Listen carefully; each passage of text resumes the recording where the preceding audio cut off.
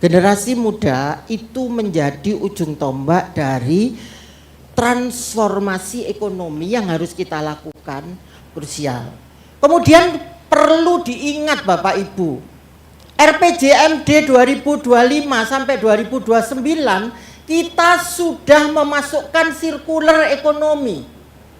Ini sudah saya ingatkan tahun 2023. Pada tahun 2023 saya satu frame dengan Sarmuji kalau tidak salah dari Sekjen Golkar itu, kemudian dari UNER Prof Mawardi kalau nggak salah, saya sudah menyampaikan tentang circular ekonomi sebagai paradigma transformatif. Kalau dulu kita selalu take, make, dispose, sekarang kita harus berpikir model circular. Ada reduce, ada reuse, ada recycle, ada loop tertutup sampai pada zero waste. Tapi circular ekonomi ini bukan ngomong tentang limbah atau sisa produksi, tidak, tapi lebih kepada pembukaan kesempatan kerja baru yang kita ini generasi Z ini punya ide kreatif yang luar biasa. Saya pernah membimbing di Kecamatan Bulak, itu ada ikan yang cuma diambil dagingnya, kepala sak tulangnya itu dibuang menjadi limbah yang mengganggu lingkungan, baunya luar biasa, tidak karu-karuan. Kemudian saya suruh ambil kepala ikan dan tulangnya itu resi ono kumban. Setelah dikumbah saya suruh jemur setengah kering, saya suruh ngoven. Kemudian saya panggil teman-teman dari teknologi pangan, iki telitian mengandung apa ini? Ternyata apa Bu? Mengandung apa? Ternyata mengandung untuk awet muda, untuk saya lupa namanya, terus yang pertama kalek dan lain sebagainya. Setelah itu saya bilang, oke, ini dihancurkan menjadi tepung, kemudian bisa dipakai untuk membuat cookies, membuat chips, membuat macam-macam, dan tidak amis sama sekali. Tapi kita juga harus melibatkan ide-ide kreatif dari anak-anak muda yang waktu itu ada di Bulak. Kalau Mbak Tejo mungkin tidak perso Bulak, nanti minta jalan-jalan ke Bulak, Mbak. Di sana itu telok lemak banyak. Prof Marta, kemudian apa solusinya atau saran Anda untuk teman-teman politisi atas data yang Anda ambil? Sebetulnya ini tidak hanya untuk politisi, ini untuk pengambil keputusan. Oke.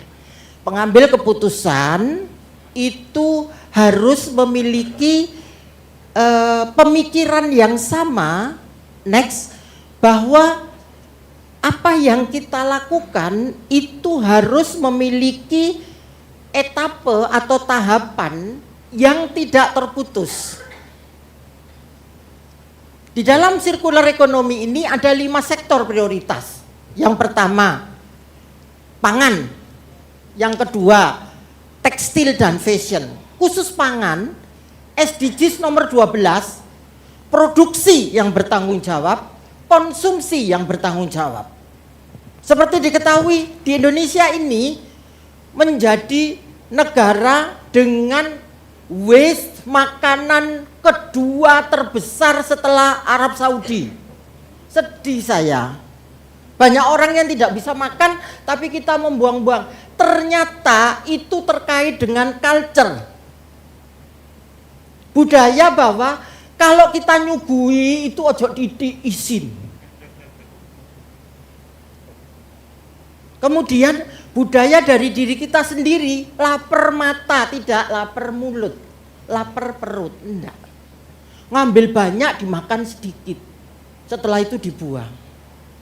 Jadi untuk SDGs evaluasi 2030, kalau kita tetap dengan culture yang seperti itu pasti goal yang nomor 12. Kemudian yang kedua tekstil dan fashion, yang ketiga konstruksi, yang keempat retail. Surabaya ini terutama sebagai pusat perdagangan, kurangi plastik waste dan sudah ada regulasinya di Perda.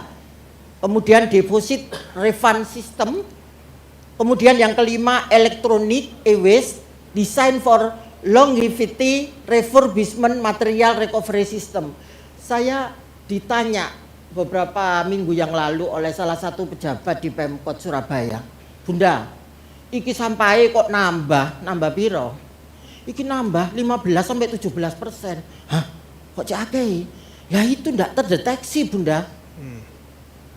Gimana ya cara nangkep perdagangan lewat e-commerce? Oh ya sih tak takokno nang pusat ae sik ngelu. Dadi awake dhewe durung iso breakdown iku. Oke.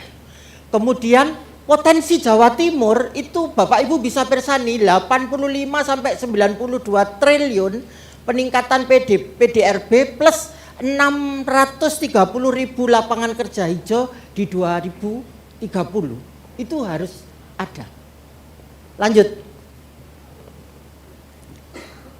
Keuntungan ganda untuk UMKM, ada penurunan biaya input kalau kita pakai circular economy, kemudian premium value dan akses pasar, karena negara-negara Uni Eropa dan banyak negara di dunia itu sangat concern dengan hal itu. Kemudian impact multiplier, biaya turun, harganya menjadi naik, margin berlipat, upah pekerja naik, daya beli meningkat, transformasi ekonomi berkelanjutan. Itu konsep berpikir yang normal. Ya, kita sedang butuh solusi akhir poinnya, nanti pasti Prof. Marta akan diundang oleh teman-teman PDI nanti dengan pikiran. Tapi kira-kira poin kita minta mungkin 1-2 kalimat kuncinya di mana Ibu?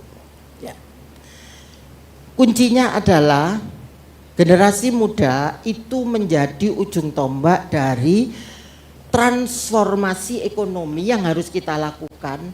Mindset mereka itu terbentuk individual selama ini. Maka kita yang sudah senior ini mengarahkan mereka untuk mereka community. Ada community engagement.